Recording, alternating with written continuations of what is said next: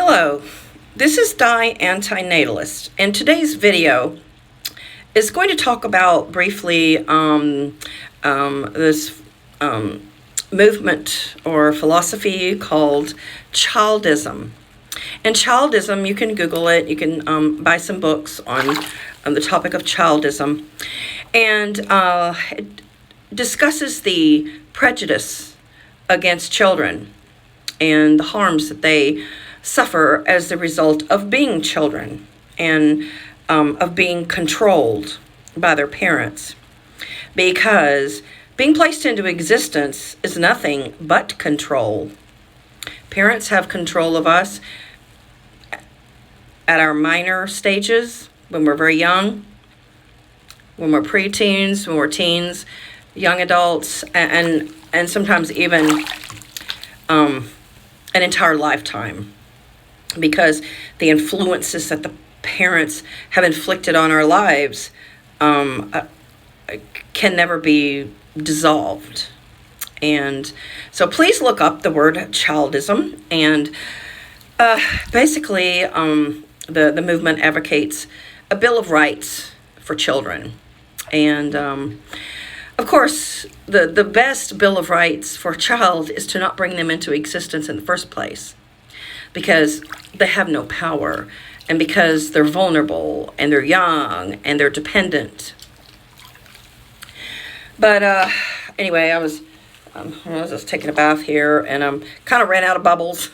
I turned off the jacuzzi because it was interfering with me making a video. But anyway, parents inflict a lot of harm on children and a lot of oppression. And, only a dismissive parent would go, we loved you kids. You weren't harmed.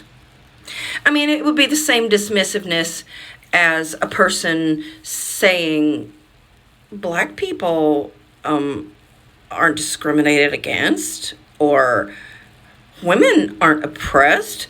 Look at all the powerful women. Okay, so you know where I'm going here. That's another video. That's a long video. But, so parents inflict a lot of control on us as children. Whether your parents were biological, like mine were, or whether they're step-parents, or whether they're, your adoptive parents. So many things are ingrained on us during our youth and our childhood. I'm going to go through some of the things that were ingrained on me, and I'm sure that they will compare to some of the inflictions that you had growing up. I think a lot of baby boomers can identify with parental control and abuses. The book called Childism was, I think they actually mentioned the baby boomer generation, because I do believe that, there was few child protections. Of course, in the Depression era and earlier, there was probably huge abuses, but the baby boomers were of an educated generation. But in lieu of parents being educated, the children who grew up as baby boomers, which are in their 60s and late 50s today, they can really identify with some discriminations and control issues. And bigger than that, narcissism, parental narcissism. There's so many books on parental narcissism. Daughters of Narcissistic Mothers. That is a big one. That's probably the Bible of narcissism. And I believe that all parents are narcissists, because it's their ego that instructed them either biologically or mentally or socially to reproduce. But so many of us have ingrained inflictions and, you know, words and phrases and shoulds and supposed tos. For instance, you should make your bed every day, every morning. I questioned that probably when I was like 9 years of age. Like, what the heck? Why? Why make your bed? Like, I always ask, like, the question, why? Like, if somebody says, keep your gas tank full, or use high quality gas in your tank, or, get your oil changed frequently in your car. I want to know the reason why. Because it's for the health of the car. It's for the health and safety of the car.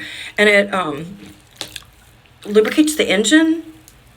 Or as far as gasoline, your gas mileage may be more efficient. Or if you have a luxury car, your car may thrive on, was it octane?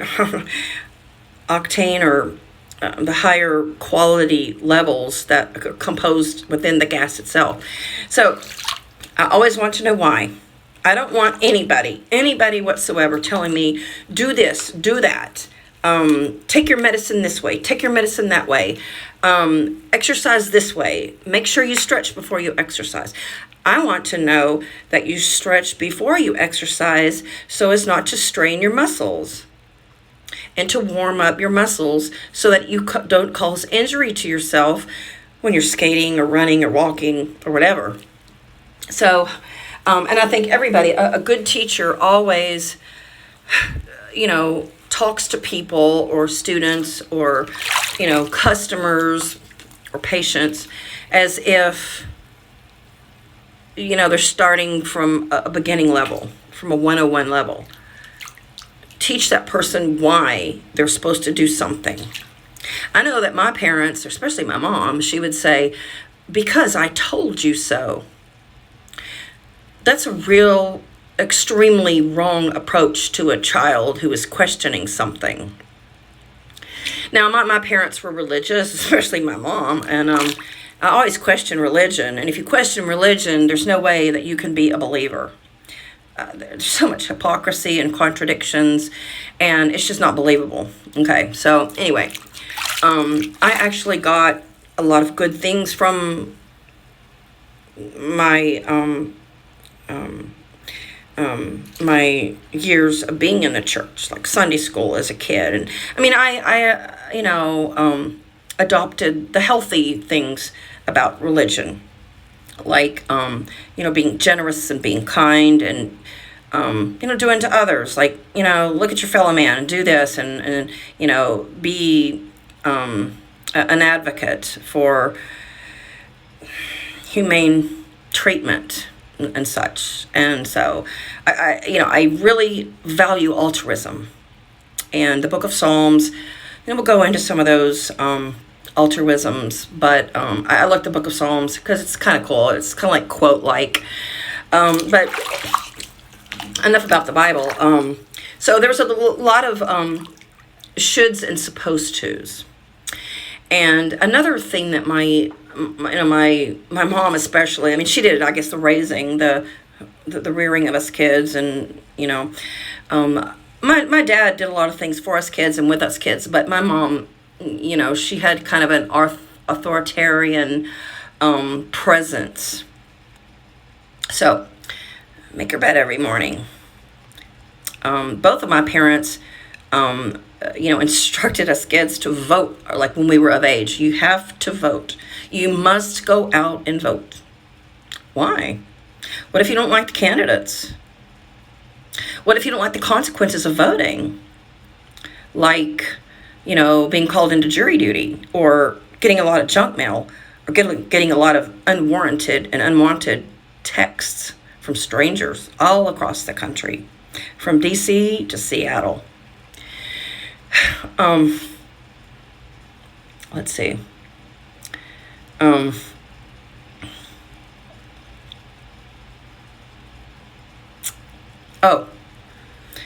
Don't pee in a pool. Now, That's a good thing to do, right? Because you're in public, don't pee in a pool, especially if it's a public pool. But I just peed in this hot tub. You know why? Because it's not public. It's mine. Because I'm comfortable. And I'm getting super, super clean. So I just peed in the hot tub. There you go, Mom. And I don't go to church. She said, you're supposed to go to church. You know, you're supposed to read your Bible. Why? I feel like I'm a good person. I feel like I'm way better inside than my mom. I had a boyfriend once, and he told me, he says, I don't need religion. Well, this guy was actually a Jewish, but he never went to church. I mean synagogue, and he never, affiliated with any kind of religion once he was probably past his youth. And so he told me once, he goes, I don't steal things and rape women because a religion told me not to. I do that because I know it's the right thing and because, I have integrity. I don't even think you can teach integrity at a church. I mean, it's possible that that's where I got some of my integrity and my altruism. But somebody without just inner integrity or decency, they are not going to get it at church. I actually think that some people go to church because they're actually very evil inside. And they fear the depths of hell. I know many people who are just invested in religion and going to church, and they are not good people. They're hateful people. What would Jesus do? He wouldn't do some of the things that these people are doing, that's for sure. But I think you should question, what your parents teach you. I actually rejected my parents' teachings, religious teachings, political teachings. Like, I am pretty much opposite of what they believed when I was growing up. And I would not be where I am today, socially, artistically, politically,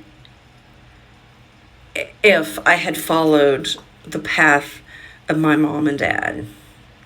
And I'm really grateful that I questioned everything. And I'm grateful that, I wasn't even a fence rider. No, I'm no fence rider. I don't straddle a fence, any fence. And,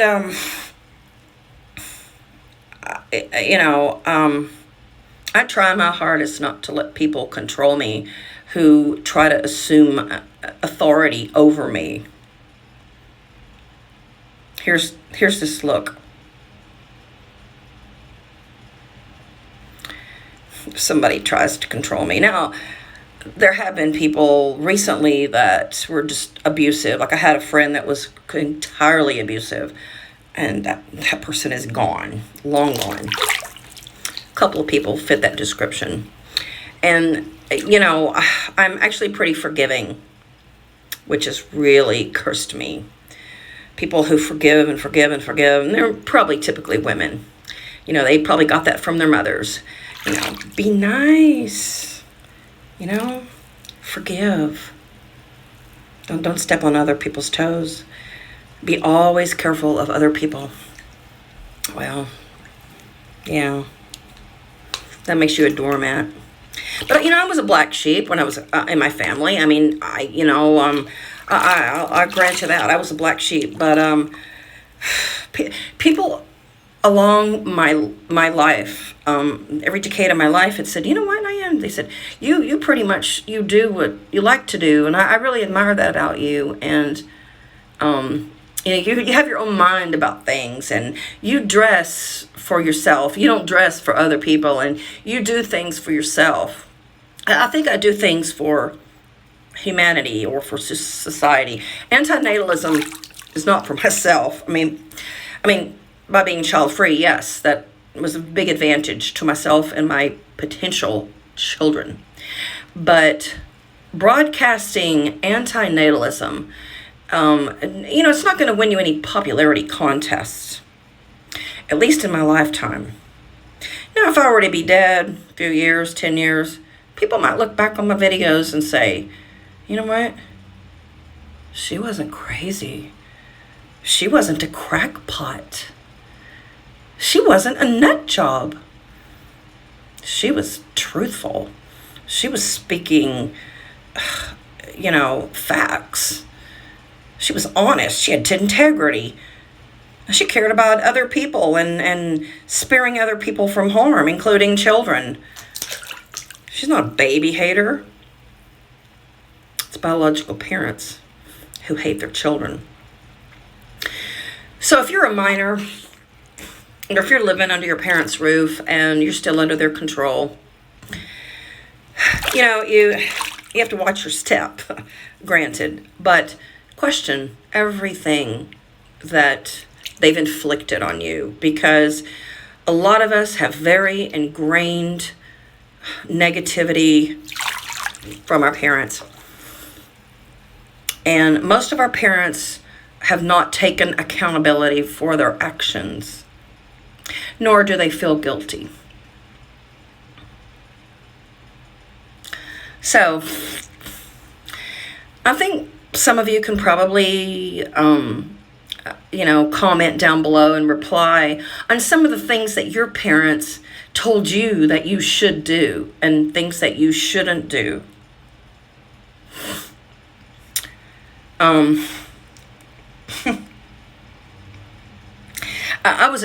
This is many years ago, about 10 years ago, and I was a store clerk or something. I think I was trying on a pair of pierced earrings, and she said, you shouldn't try those on unless you clean them out with alcohol first. And I just told her, she was younger than me too, which is a great offense, but I told her, I said, I don't believe in shoulds and supposed tos. Other people have told me, you shouldn't do this, you shouldn't do that, or you should do this. Like even strangers, virtual strangers. I remember in New York City, living there in the late 80s, somebody on the street, like I don't know, I think I was talking or shopping with a street vendor, and this person just came up and said something, and I told her the same thing. I said, I don't believe in shoulds and supposed tos. So there you go, folks. Whether you vote, whether you make your bed, or, whether you go to church, those aren't shoulds and supposed tos. I will say one thing, though. As far as rehumming dogs, you really should adopt.